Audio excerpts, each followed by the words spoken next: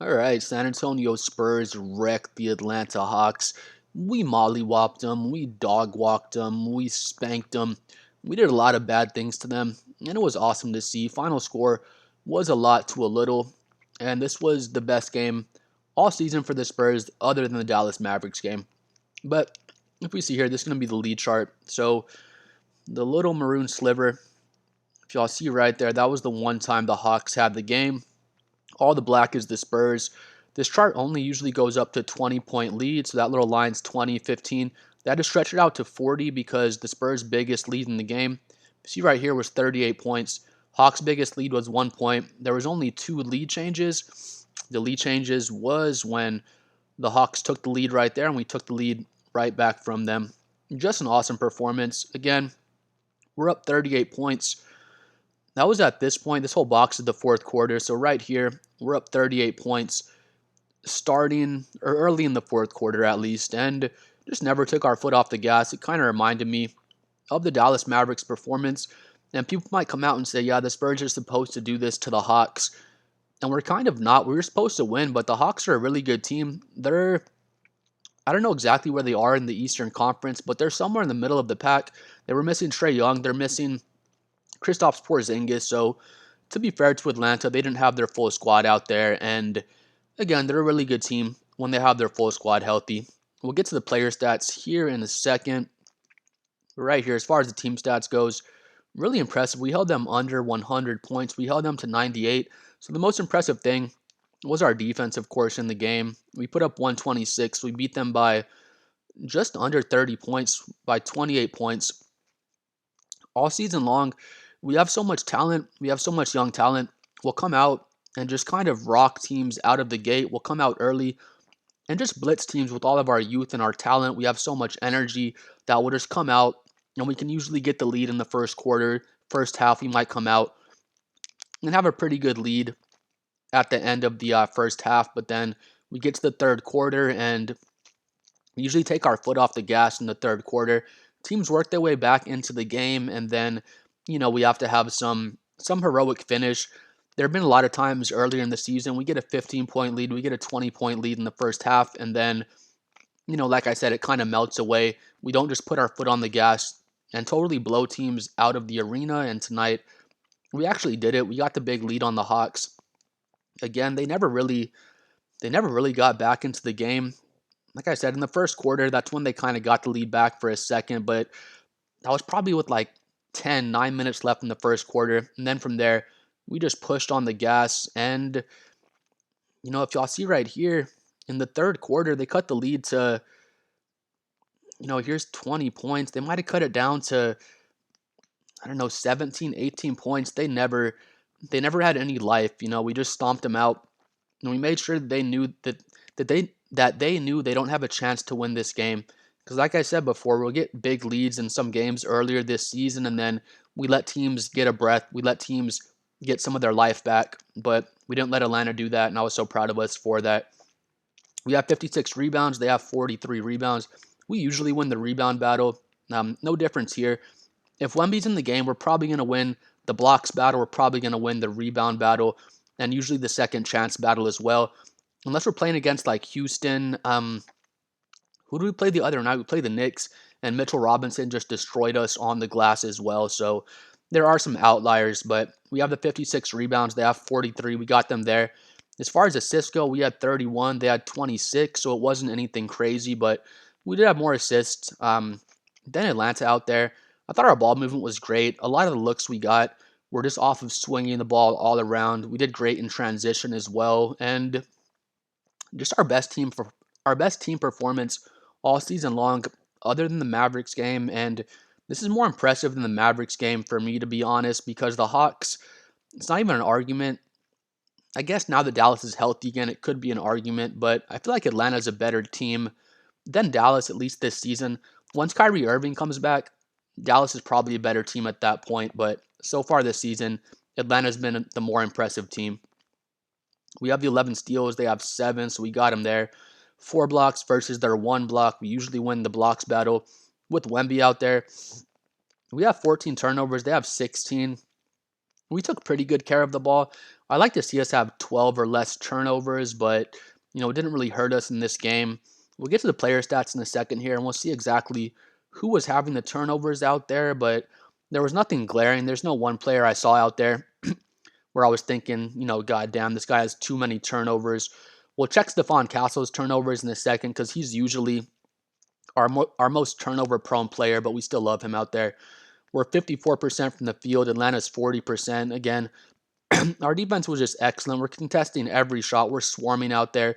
We're actually communicating on defense. We're communicating on screens. And this is maybe the third or fourth game we've had with our entire roster healthy. So we're just developing our chemistry. Our team's going to be so scary once we actually know how to play together as a team. I always make the point.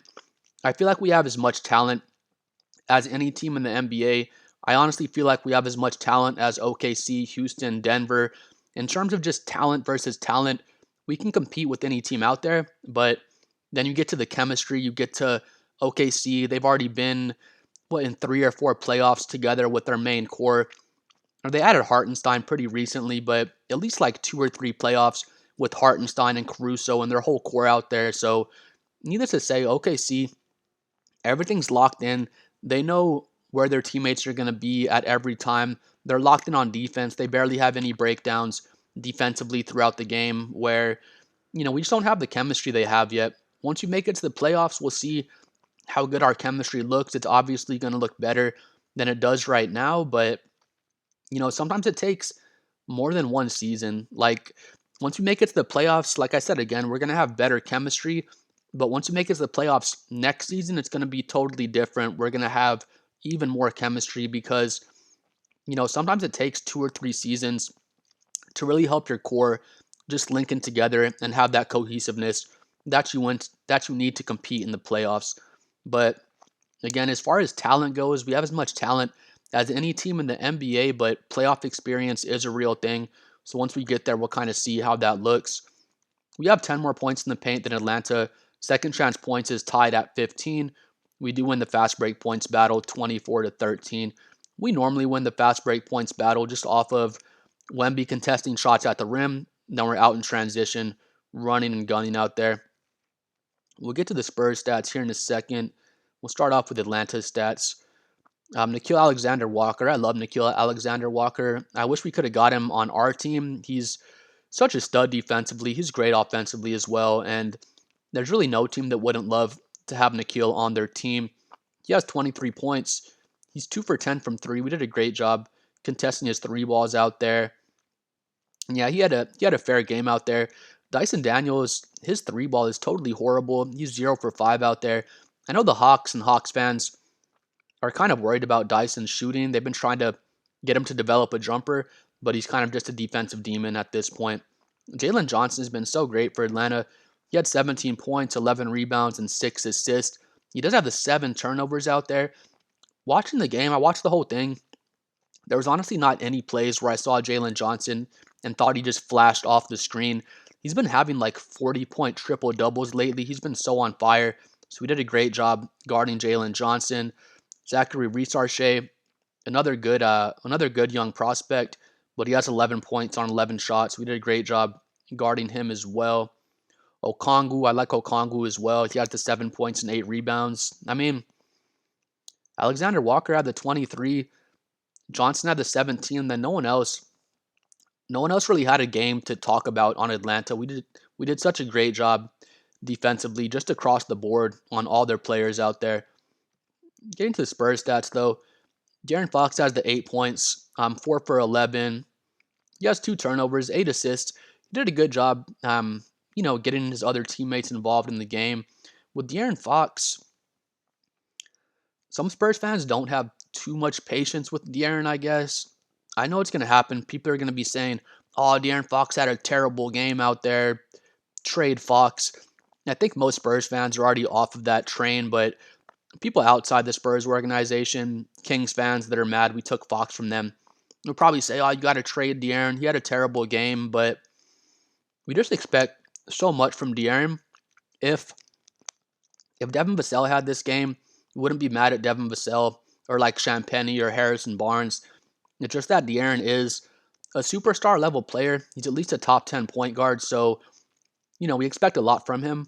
But with that being said, um, Castle had 17 points. He had the 7 assists.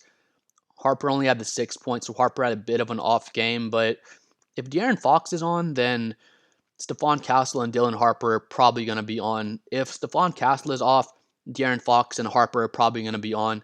We have that three-headed guard monster where, it's really rare where all three of them are going to have a bad night together. But if they all have a bad night, that's when we need Devin Vassell or Wemby, Harrison Barnes, Champagnie. We need them to pick up the slack. But our team is just so deep. We don't really need anybody to have an insane performance. We just need to play well as a team, and we play really good team basketball. To be honest, we just play Spurs basketball. The Spurs have always played Spurs basketball, and again, we just expect so much from De'Aaron Fox. He's been playing great since he came back from his injury. I think he was a little off last game. He had a bit of an off game this game, but De'Aaron Fox is such a veteran. I'm really never worried about De'Aaron Fox. If he had like 5 or 6 bad games in a row, then I'd be a little bit worried, but he's gonna be just fine. I'm not concerned about De'Aaron. Castle has the 17 points, 7 for 10. He's 70% on the field. Castle is shooting over 50% from the field so far this season. Castle has been so amazing for us. He's plus 26. If you just go down our plus minus, everybody was plus a lot of points. We just absolutely dog walked Atlanta out there. Castle has the 7 assists, 1 block. He has the 3 turnovers. He did lead the team in turnovers. He usually does, to be honest, but Castle just so versatile. He does so much out there. We just have to take the good with the bad, and we kind of have to let him have the ball in his hands for a good chunk of the game and let him read the court and make these turnovers. A lot of Stephon Castle's assists will come on pretty easy stuff, pick and roll with Luke Cornett, easy lob up top to Luke Cornett, or a pick and roll, the corner's wide open, kick out for a corner 3, kick out for a wing 3. But a lot of Castle's turnovers will come when he's trying to make like a spectacular pass. I notice a lot of his turnovers when he's trying to whip a pass all the way across the court, and it's just unnecessary. It's like we don't need that special pass right now. Just pass the ball to the guy right next to you, move the ball around, and we can get some really efficient offense. But Stephon Castle, he'll try to do too much at times, I guess. He's still a younger player. We love Castle. He's so spectacular out there, but he's kind of he'll try to make reads and he'll try to process stuff, and it's going a little too fast for him at times. Like, say he's trying to make the cross-court pass, and that is the right pass to make, but he sees it over there and he's 1 second too late, makes the pass, and someone gets in front and picks off the pass. So his court vision is good, his basketball IQ is good. He's just learning how to process the game a bit faster, and he's probably half a second behind on some of those passes right now, and those are the passes where he gets the turnovers. When De'Aaron Fox is in the game with Stephon Castle, when Dylan Harper is in the game with Stephon Castle, I'm honestly thinking to myself, just get Fox the ball, get Dylan Harper the ball. I think they do a better job of orchestrating the offense than Stephon Castle does, to be honest. But Castle just getting better and better. We have to let him make those turnovers. He's 1 for 3 from 3. We have to let him shoot those threes just so we can keep developing. We're a dark horse championship contender. I guess that's fair to say, but we're still developing players as we go. It's not like we have guys out there and they can't make any mistakes and we have to be just perfect every single night. We have a lot of wiggle room. We have, again, like I said, Fox will pick up for Castle, Harper will pick up for Fox, Castle will pick up for Harper. Everyone helps each other out. So, Castle can take some shots to develop. Harper can take some shots to develop. And our team's so good and so deep, it's not going to kill us as a team. Harrison Barnes, 1 for 2 from 3. He has the 7 points out there. 4 rebounds. No turnovers. Barnes has been off these past few games, I guess you could say.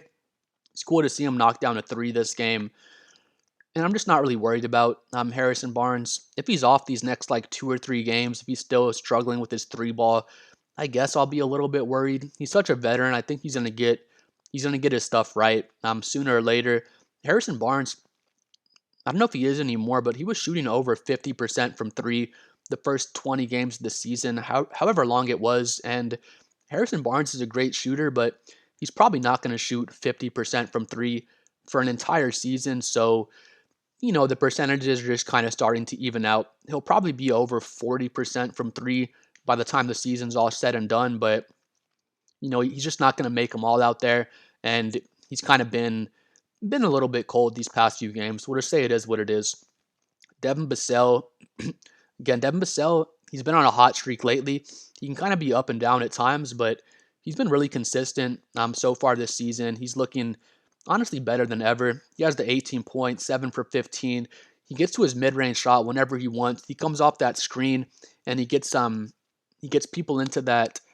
Would trap dribble be the word? I know what I'm talking about, where the defender's on his back, he dribbles in front of them, then he pulls up that little midi. His mid-range is money. He's 4 for 9 from three. His three ball has been so good all season. I want to say he's shooting over 40% from three as well. And Devin Vassell is, I'd say De'Aaron Fox is probably our best scorer. Devin Vassell is probably number 2 as far as just being a 3-level scorer, other than Wemby, I guess. But Vassell is just really a pure 3-level scorer, and he can do so much out there.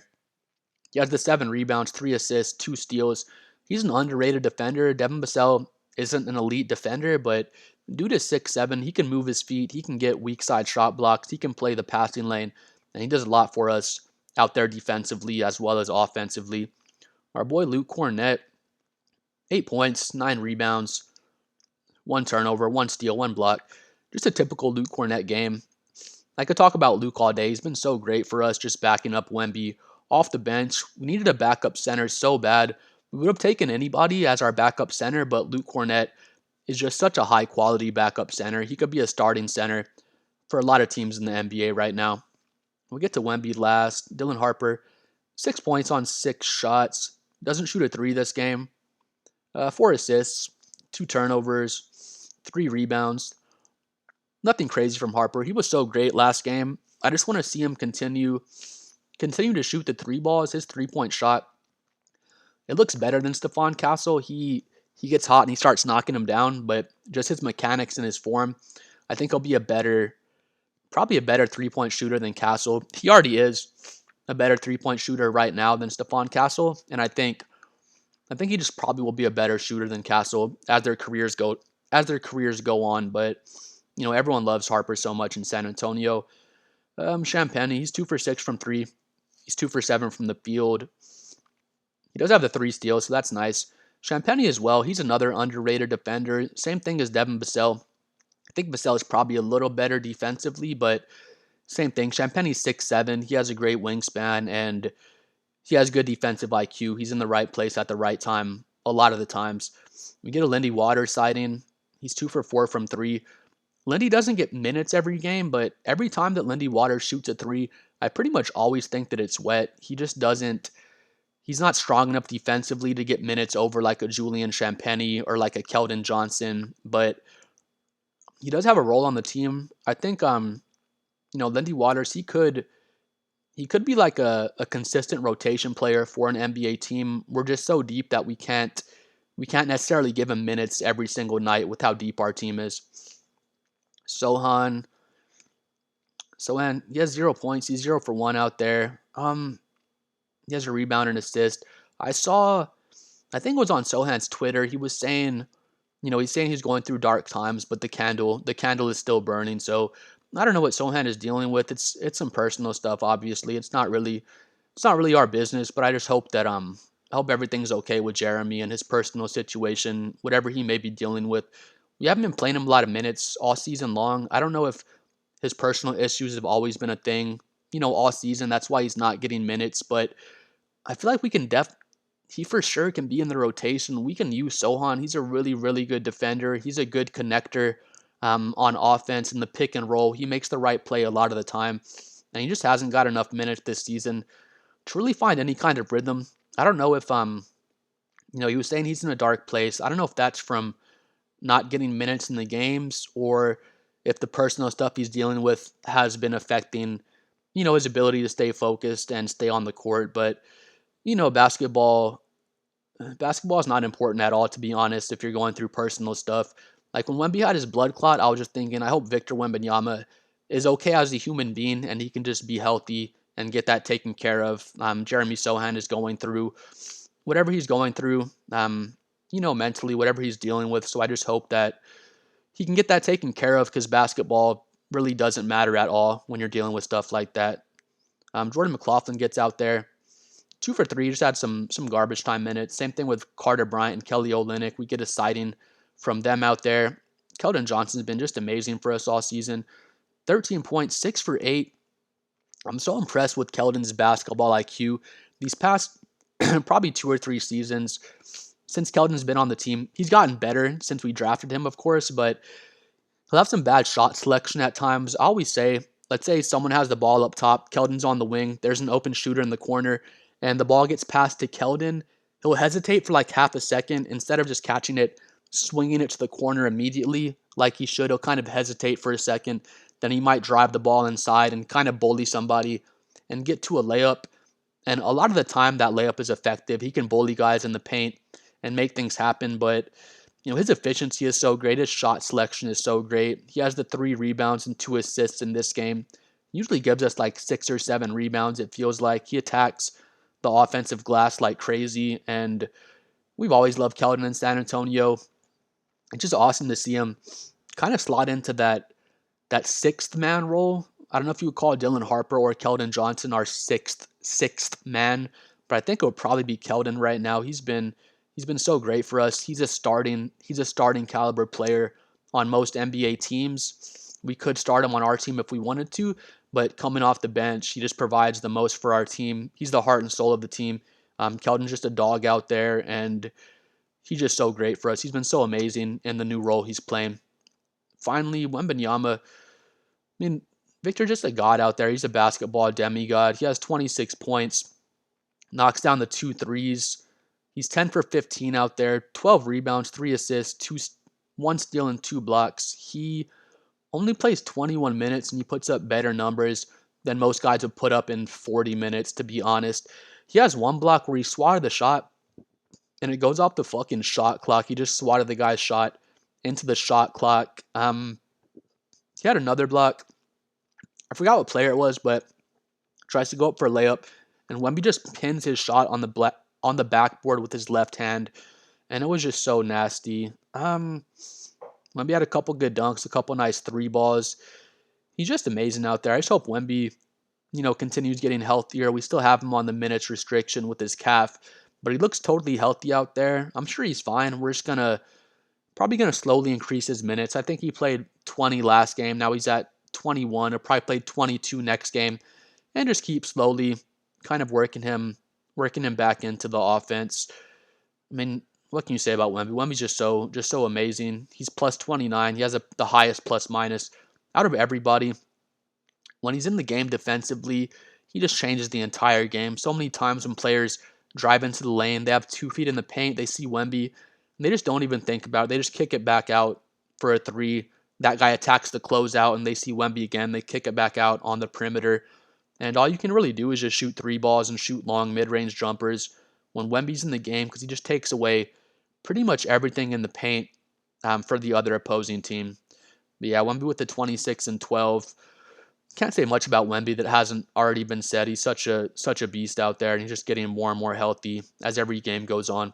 But great win for the Spurs. I love that we just kind of stomped the Hawks out. We never let them get back up. This is the best game we've had all season, other than the Dallas Mavericks game and probably the Thunder game.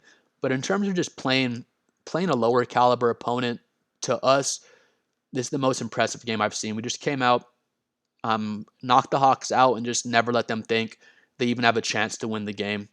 But yeah, awesome performance by the Spurs. Please like and subscribe. I'm trying to hit 7 million subscribers. Let me know what you thought about the performance. We'll see y'all next time. Peace.